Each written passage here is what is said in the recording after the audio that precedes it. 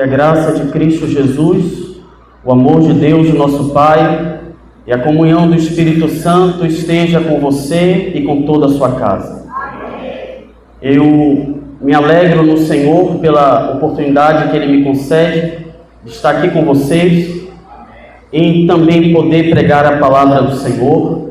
Eu quero agradecer também ao meu amigo Joilson pelo convite em poder estar trabalhando um tema essencial para o povo de Deus, aos demais diáconos e diaconisas, a nossa irmã Beth, que é a chefinha, chefa das diaconisas. Que Deus abençoe também a sua vida, minha irmã.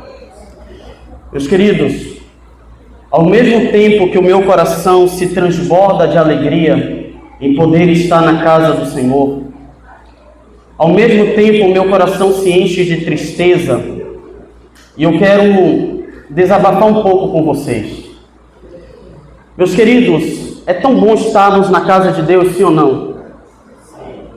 É tão bom termos o privilégio de poder glorificar o nome do Senhor, cantar louvores ao Senhor, falar para os nossos irmãos o que nós aprendemos em casa, estudando a lição da escola sabatina. É algo maravilhoso. E quantas pessoas queriam ter essa oportunidade e não têm? Antes de entrar de férias, no dia 16 de junho, se não me falha a memória, eu estava conversando com uma amiga da faculdade e ela me disse o seguinte: no próximo semestre nós iremos nos reencontrar. Eu te espero no próximo semestre, Gabriel. E eu disse: tá bom, eu espero você no próximo semestre. Segunda-feira, ela faleceu, essa minha amiga, chamada Cíntia. Foi um baque para mim, perder uma pessoa que você tem um grande carinho. Meus queridos, se você está com vida, não fique calado na hora do louvor. Se você está com vida, sinta prazer em abrir a Bíblia, em conhecer mais a grandeza do nosso Deus. Porque possa ser que você não venha ter mais essa oportunidade.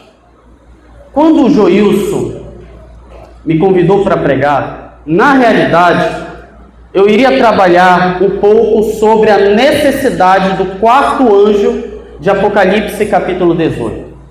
Esse seria o tema que eu iria trabalhar com vocês nesta manhã. Só que, quinta-feira da semana retrasada, eu tive um sonho.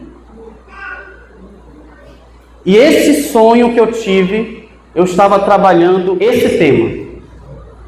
No sonho eu dizia: hoje eu vou abordar com vocês o tema da reverência.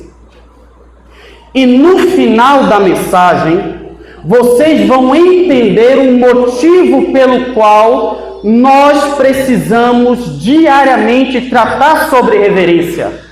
Porque há um grupo de pessoas cuja ira de Deus está direcionada caso permaneçam calados e não trabalhem esse tema.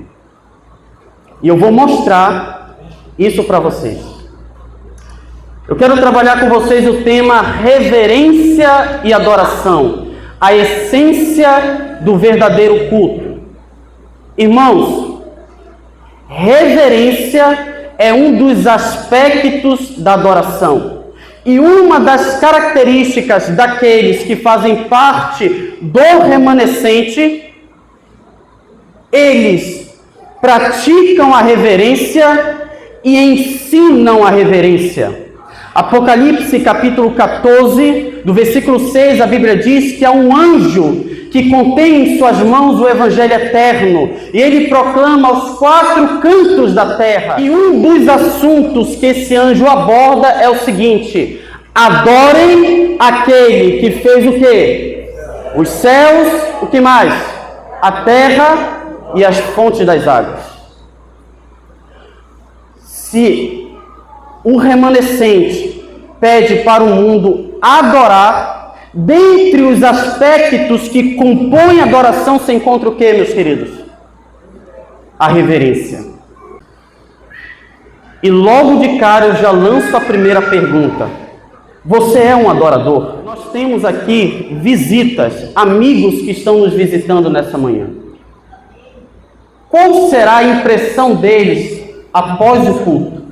Será que eles irão olhar para nós e irão dizer: este povo é um povo reverente? As crianças que fazem parte da igreja central de Ananindeua são reverentes? Será que os jovens, adolescentes, adultos e idosos são reverentes? Ou eles irão dizer: que povo irreverente, eu jamais colocarei os meus pés naquela igreja? E sempre quando nós tratamos sobre reverência, há um texto que salta em nossos olhos. Abacuque capítulo 2, versículo 20. Abra sua Bíblia, por favor. Abacuque capítulo 2, versículo 20.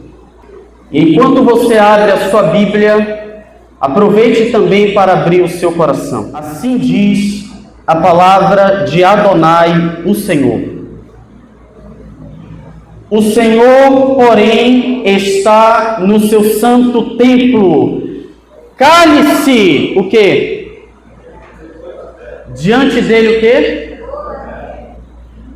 Sempre quando nós tratamos sobre reverência, um dos textos mais enfatizados é Abacuque capítulo 2, versículo 20.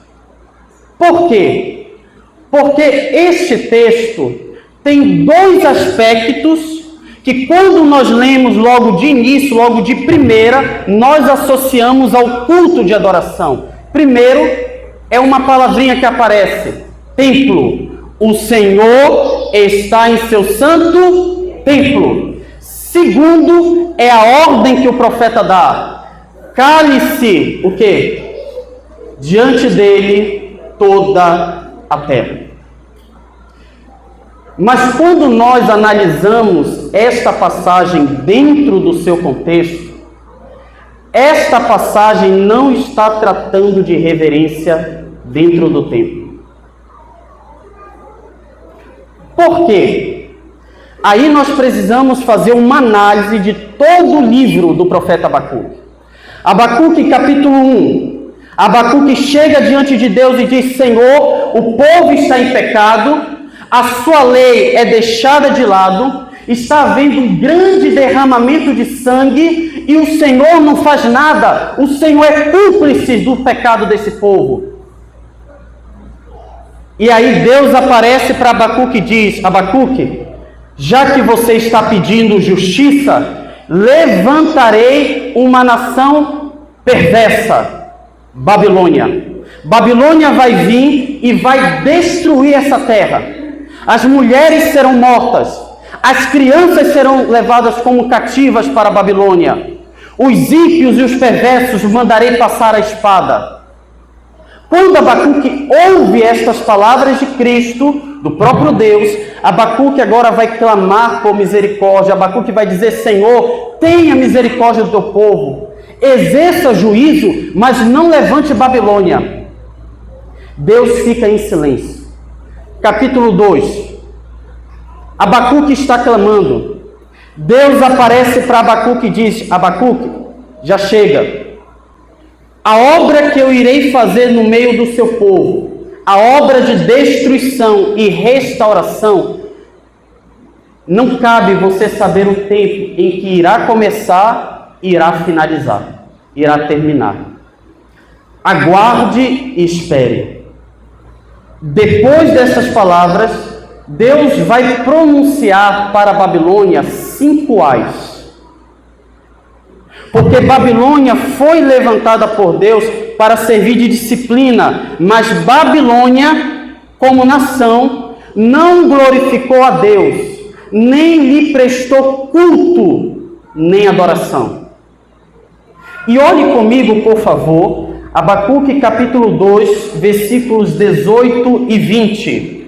Abacuque 2, 18 a 20, o texto diz: para que serve o ídolo, visto que o seu artífice o esculpiu, E de que serve a imagem de fundição, mestra de mentiras, para que o artífice confie na sua obra, fazendo ídolos mudos? Ai daquele que diz à madeira, acorde, e a pedra muda, levante-se. Pode o ídolo ensinar? Eis que está coberto de ouro e de prata, mas no seu interior não há fôlego nenhum. O Senhor, porém, está em seu santo templo, cale-se diante dele toda a terra. É Deus pronunciando o seu juízo contra Babilônia. Por quê? Porque era para a Babilônia ter dado glórias a Deus, mas eles preferiram glorificar o ídolo. Então, quando a Bíblia diz, eis que Deus está em seu santo templo, não está envolvendo adoração, está envolvendo julgamento. É Deus estabelecendo um tribunal e dizendo, olha, Babilônia será punida porque não glorificou a mim. E vocês, judeus, também serão punidos porque vocês não glorificaram a mim. Talvez alguns estejam se questionando, Gabriel, se esse texto não está tratando de reverência na casa de Deus, mas sim de juízo, por que você resolveu abrir a mensagem com esse texto? Simples. Independente se você está diante do tribunal de Deus ou dentro do templo, qual deve ser o nosso comportamento, meus queridos? De acordo com o profeta, eu devo me calar. E note, esta ordem não é direcionada apenas para as mulheres. Esta ordem não é direcionada apenas para os homens, ou para um grupo específico. A Bíblia diz que Deus está em seu santo templo e nosso dever como criaturas mortais e frágeis é o quê? É se calar. No contexto do Antigo Testamento, o templo era sinônimo de julgamento, era mais do que um lugar de adoração. Um exemplo, festa do Yom Kippur, ou como é conhecido no livro de Levítico como o dia da expiação, era o dia do julgamento. E aonde ocorria esse julgamento? No santuário. Por que nós devemos nos calar diante de Deus? Por que as crianças dessa igreja têm que se calar diante de Deus? Ellen White, ela vai dizer, a verdadeira reverência a Deus é inspirada pelo senso de sua infinita grandeza e a noção de sua presença. Com este senso do invisível, todo coração deve sentir-se profundamente impressionado. Por que eu devo ser reverente diante de Deus? Por conta de sua infinita grandeza e também por conta da sua presença. A ocasião e o lugar de oração são sagrados. Por quê? Porque quem que está presente, meus queridos? Então eu devo chegar de qualquer maneira dentro da igreja? Eu devo me comportar de qualquer maneira dentro da igreja? Porque Deus está presente. Os anjos, quando pronunciam este nome, velam o rosto. Com que reverência, então, não devemos nós, pecadores caídos, tomá-lo em nossos lábios? Irmãos, os anjos têm pecado, irmãos. Os anjos são seres infectados pelo pecado, não. Mas sempre quando eles vão pronunciar o nome de Deus, eles velam o rosto. Ai de nós, irmãos, porque se pronunciarmos o nome de Deus de forma indevida, Deus pode nos matar. Porque o nome dele é santo. Não devemos nunca, de qualquer modo, diz ela, tratar com leviandade os títulos ou os nomes divinos, vi que o santo nome de Deus devia ser usado com o quê? Reverência e temor. Saindo agora do espírito de profecia, há outros textos na Escritura que nos apresentam com uma outra perspectiva o que é a casa de Deus e qual deve ser o nosso proceder diante dele. O sábio Salomão, no seu livro de Eclesiastes, capítulo 5, versos 1 a 2, Salomão vai dizer: guarde o pé quando você entrar na casa de Deus. Que a sua boca não se precipite, nem se apresse o seu coração em pronunciar uma palavra diante de Deus. Porque Deus está nos céus e você aqui na terra. Portanto, sejam poucas o quê? As suas palavras. Sabe o que o sábio Salomão quer nos dizer? Pense muito bem em ir para a igreja. Porque no exato momento que você coloca os pés dentro desta casa de oração, devem ser poucas as suas palavras, porque Ele está nos céus e você está na terra. Não para por aí. Salmos 89, versículo 7, o salmista vai dizer: Deus infunde grande terror. Irmãos, sabe o que era para nós termos nesse momento aqui, irmãos? Medo de Deus.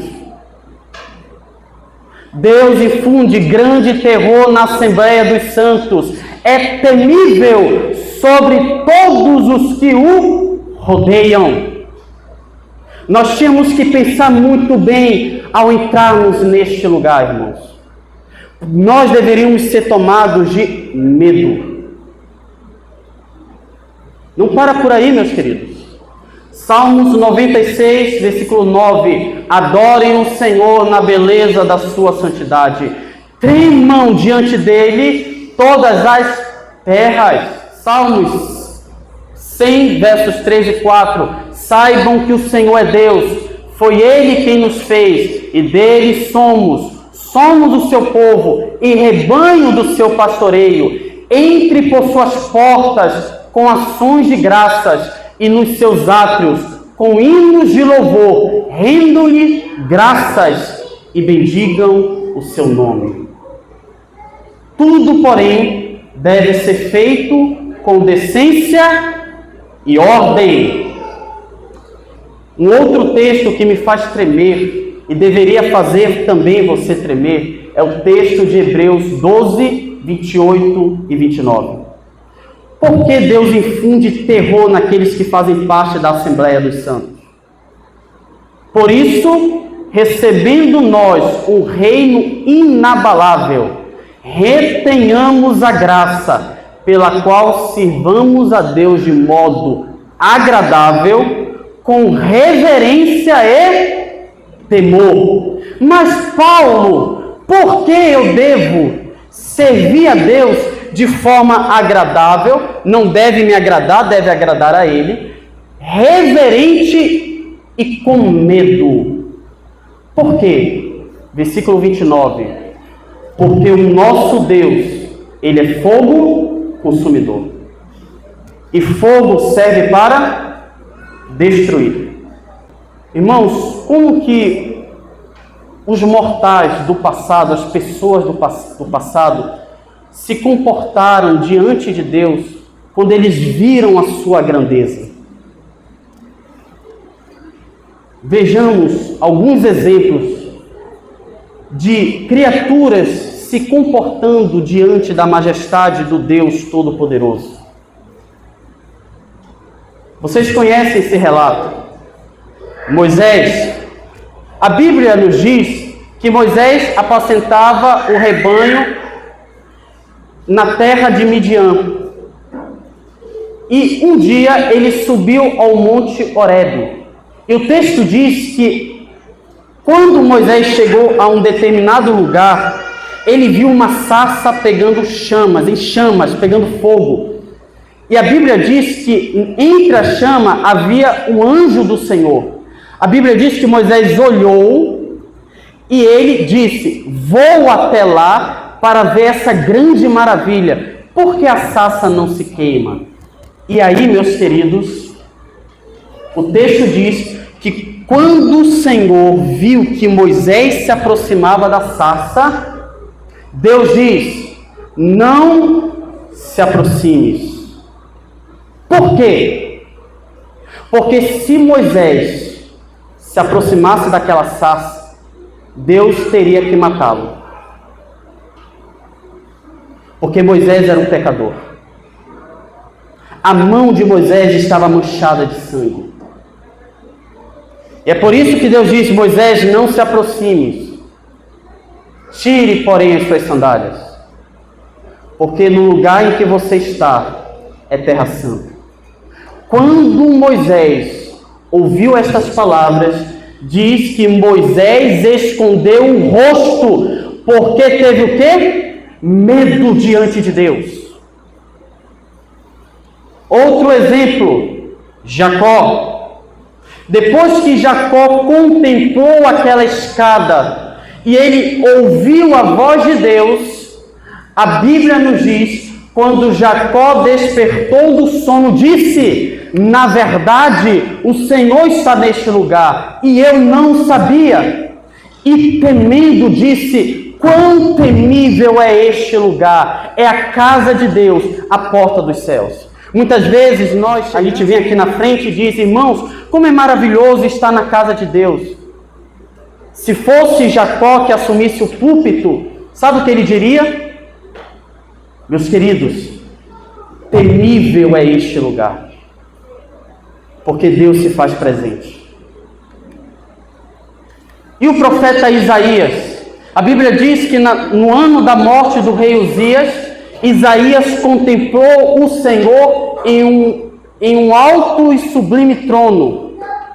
A Bíblia diz que este trono estava rodeado de serafins. E o que eles diziam diante de Deus? Santo, Santo, Santo é o Senhor dos exércitos. Toda a terra está cheia da sua glória. Quando Isaías contemplou a grandiosidade de Deus, o poder de Deus e o comportamento dos serafins, a Bíblia diz que o próprio Isaías vai dizer: ai de mim, estou perdido, porque sou homem de lábios impuros e habito no meio de um povo de impuros lábios. Por que, Isaías? Porque os meus olhos viram o Rei, o Senhor dos exércitos.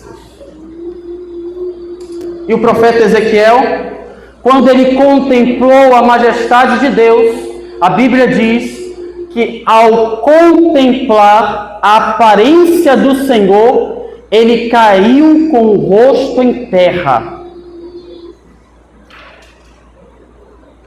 Agora, para mim, meus queridos, a visão mais grandiosa e plena do ser de Deus, sabe qual é? A visão que o apóstolo João teve. E isso está em Apocalipse capítulo 4. A Bíblia diz que João contempla o Pai, o Filho e o Espírito em volta do trono. E a Bíblia diz que ao redor do trono, diante da Santíssima Trindade, haviam alguns seres viventes. E estes seres viventes não tinham descanso. E o que eles faziam diante da Trindade, diante do Pai, do Filho e do Espírito?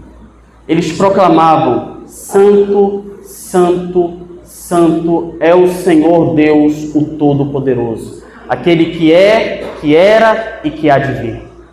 No versículo 10 diz: os 24 anciãos se prostravam diante daquele que está sentado no trono, adoravam o que vive para todo sempre e depositavam suas coroas diante do trono. Irmãos, é o mesmo comportamento que nós estamos tendo, né, irmãos? Sim ou não?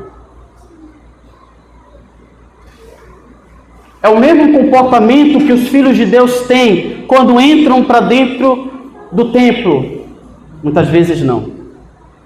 Alguns sim e outros não. É por isso que eu entendo as palavras de Salomão. Pense muito bem antes de entrar na casa de Deus. É por isso que eu entendo as palavras de Jacó. Temível é este lugar, é a casa de Deus. Isso deveria causar em nós, meus queridos, um sentimento de medo e temor, porque se fôssemos tomados por esse senso, evitaríamos mexer no celular na hora do culto, evitaríamos conversar no culto, evitaríamos ficar calados no momento do louvor, evitaríamos cochilar no culto, evitaríamos levar brinquedos para dentro do templo para entreter os nossos filhos, evitaríamos roupas inadequadas para cultuar o Deus Todo-Poderoso. Uma coisa que eu aprendi, meus queridos, é que Deus jamais irá desculpar aqueles que conhecem a verdade, mas não vivem a verdade. O que acontecia no Antigo Testamento, caso o nome de Deus fosse tratado de forma leviana e relaxada? Deus matou os filhos de Eli, porque eles se deitavam com as mulheres que serviam no templo, e mesmo em pecado, realizavam a obra de Deus. Deus matou a Nadab e Abiú por terem levado fogo estranho para dentro do santuário. Deus matou Uzá, pois mesmo estando em pecado e fazendo aquilo que desagrada a Deus, ousou tocar na arca. Deus matou no Novo Testamento Ananias e Safira por terem mentido no momento do culto ao Espírito Santo. Deus matou Herodes porque, ao invés de ter glorificado a Deus, preferiu glorificar a si mesmo. Meus queridos, por que nós precisamos temer este Deus que é grandioso, infinito, poderoso e majestoso? E como nós devemos fazer isso, meus queridos? Alguns conselhos do espírito de profecia. Reverência em relação à Bíblia. A Bíblia deve ser a nossa autoridade superior. Quando a palavra de Deus é aberta sem reverência e adoração, quando os pensamentos e as afeições não estão centralizados em Deus, nem em harmonia com sua vontade, a mente fica obscurecida pelas dúvidas. Devemos reverenciar a palavra de Deus. Devemos mostrar respeito para com o volume impresso. Nunca devemos fazer dele uso comum ou manuseando descuidadamente. Jamais devem as escrituras ser citadas em piada. Cuidado com os pregadores que utilizam de certas passagens bíblicas e fazem piadas. Estes pagarão diante de Deus, porque a Bíblia é um livro santo. Reverência antes do culto. Primeiro ponto, cuidado com a vestimenta. Meus queridos, veja o que o espírito de profecia diz. Todos deveriam ser ensinados a trajar-se com asseio e decência. Cumpre evitar toda ostentação em matéria de roupa que somente serviria para acoroçoar a irreverência. Não é raro a atenção das pessoas ser dirigida sobre essa ou aquela peça de roupa, e deste modo são sugeridos pensamentos que não deviam ter lugar no coração dos adoradores. Deus é que deve ser o objeto exclusivo da nossa atenção. Meus queridos, por que o espírito de profecia é tão odiado por muitos adventistas? Escute, a exibição de enfeites como laços, fitas, penteados, certos penteados, bem como o ouro ou a prata, é uma espécie de idolatria que não deve estar associada ao culto sagrado de Deus. Cuidado com o adereço que você utiliza. Há algo que eu me encanto com as mulheres, que é a menina estando de lacinho. É algo que eu fico impactado, eu acho bonito. Mas de acordo com o espírito de profecia, nós deveríamos evitar todo e qualquer adereço que tira o quê? A nossa atenção do objeto do nosso culto, que é o Deus Todo-Poderoso. Outro ponto, ao chegarmos na casa de Deus, o que precisamos fazer, meus queridos? Quando os crentes entram na igreja, devem guardar a devida compostura e tomar silenciosamente o quê? Seu lugar. Se eles fizessem isso, se os crentes fizessem isso, haveria um testemunho eloquente. Conversas vulgares, cochichos e risos não devem ser permitidos na igreja, nem antes e nem depois das reuniões. Os cochichos, risos e conversas que se poderiam admitir em qualquer outro lugar não devem ser sancionados na casa que Deus é adorado. Cumpre preparar o espírito para ouvir a palavra de Deus, a fim de que esta possa exercer impressão e influir sobre a alma. Meus queridos, precisamos ter reverência diante do culto, sim ou não? Eu não vou ler todos os textos do Espírito de Profecia, porque já esgotou o meu horário, o meu tempo. Mas enquanto está rolando o culto, uma das principais coisas que deve acontecer é o seguinte: eu devo me ajoelhar diante do Deus Todo-Poderoso. No louvor, eu tenho que ficar calado, meus queridos? Cante com alegria, porque você está cantando para o Deus Todo-Poderoso. Não durma e não mexa no celular. É um outro conselho que o Espírito de Profecia dá. Não dormiteis na hora em que a pregação está ocorrendo, porque assim fazendo é possível escapar justamente as palavras que mais necessitais ouvir. Satanás sabe o que eu vou pregar, sim ou não? Ele sabe. Enquanto eu preparava essa mensagem, ele sabe as palavras que eu iria utilizar para vocês. E é por isso que ele faz de tudo para que a nossa atenção não seja dada à palavra. Precisamos ser reverentes na casa de Deus. O que deve acontecer após essa mensagem? Ninguém deve deter-se nos corredores para encontros e tagarelice, impedindo a passagem aos outros que buscam a saída. É um erro gravíssimo, meus queridos. E eu já cometi muito esse erro. Eu não sou melhor do que vocês. A nossa atitude após uma mensagem é sair do templo calados e ir para as nossas casas, refletindo aquilo que foi pregado. O motivo do porquê esse assunto precisa ser tratado.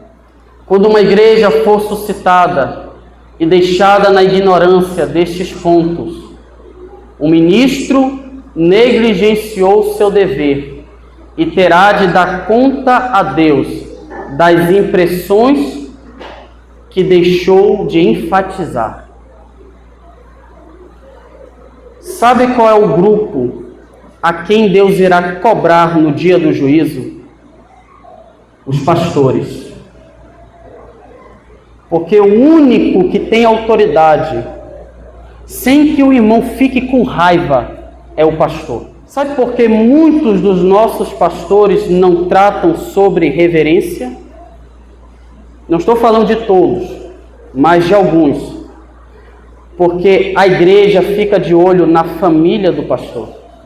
E muitas vezes a família não é reverente. se ele permanece calado e ele contempla uma igreja irreverente e não trata sobre reverência, a ira de Deus irá alcançá-lo. Se as igrejas esperam ter poder, terão que pôr em prática a verdade que Deus lhe deu. Sabe por que a nossa igreja não tem poder, meus queridos? Sabe por que eu não tenho poder? Sabe por que você não tem poder? Porque ainda não colocamos em prática as verdades que há na Bíblia e no espírito de profecia. E é por isso que eu encerro fazendo uma pergunta. Você é um verdadeiro ou um falso adorador? Porque isso daqui, irmãos, é um preparo do que vai acontecer no céu. Se eu não consigo ser reverente na terra, eu não serei reverente no céu. Se eu sou um irreverente na terra, eu seria um irreverente no céu. Por isso, não caberia eu estar lá. Porque a única coisa que nós vamos fazer por toda a eternidade é adorar o nome do Senhor. Você quer ser um verdadeiro adorador? Nesse momento nós ouviremos uma música. Eu já peço para que os nossos queridos já se posicionem, porque essa música trata acerca do céu. E quando nós chegarmos lá, nós iremos cultuar o Cordeiro que venceu o pecado, a morte e o inferno.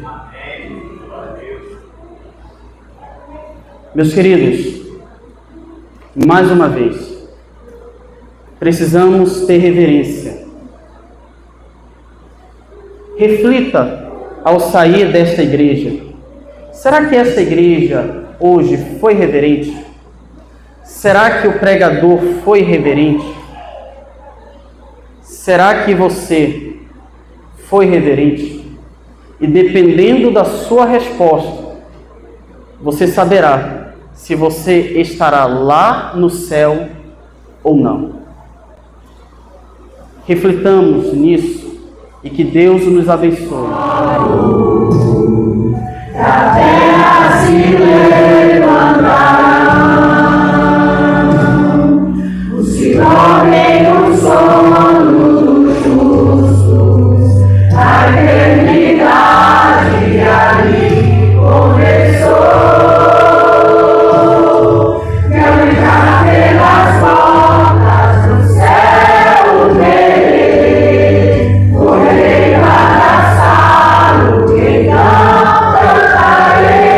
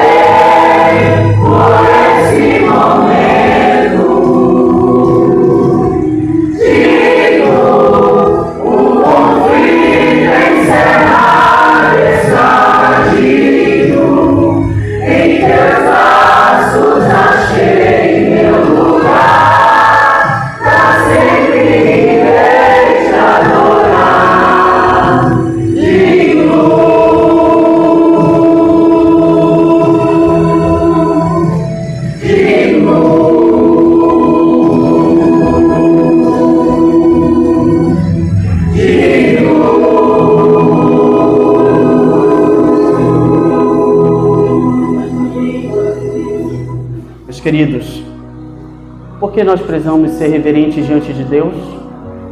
Porque o Deus a quem nós servimos é o Deus verdadeiro. Eu me lembro que no ano de 2023, eu fui fazer uma pesquisa dentro de um terreiro de Umbanda. Quando eu entrei, logo na entrada, havia algumas coisas que não poderia acontecer ao entrar dentro do templo deles.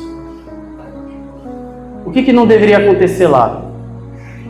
Que era proibido, primeiro, uso de celular. Se você quisesse adorar a entidade, você tinha que desligar o aparelho celular. Não era deixar no silencioso, era desligar. Outra coisa que não poderia levar para dentro do templo: brinquedos. Terceiro, roupas inadequadas, independente, homem ou mulher. Se tivesse de forma inadequada, não poderia entrar. Quando estava ocorrendo o culto deles, todo mundo em silêncio. E aí eu chamei a pessoa que era responsável por aquele lugar. E aí eu perguntei, por que todas essas regras? E, meus queridos, nesse dia estava lotado. Vocês não têm medo, assim, de alguma pessoa se ofender com essas regras aqui? A pessoa disse não. Sabe por quê? Porque eu estou mais preocupada em ofender a minha entidade do que ofender as pessoas. Eu faço uma pergunta: quem frequenta esse tipo de religião adora o Deus verdadeiro? E por que nós que adoramos o Deus verdadeiro fazemos o contrário dessas pessoas? Mas louvado seja Deus, porque mesmo diante do nosso pecado e das nossas falhas, a graça de Deus nos cobre. Ele nos dá a esperança, não apenas de adorarmos aqui, mas nas mansões celestiais.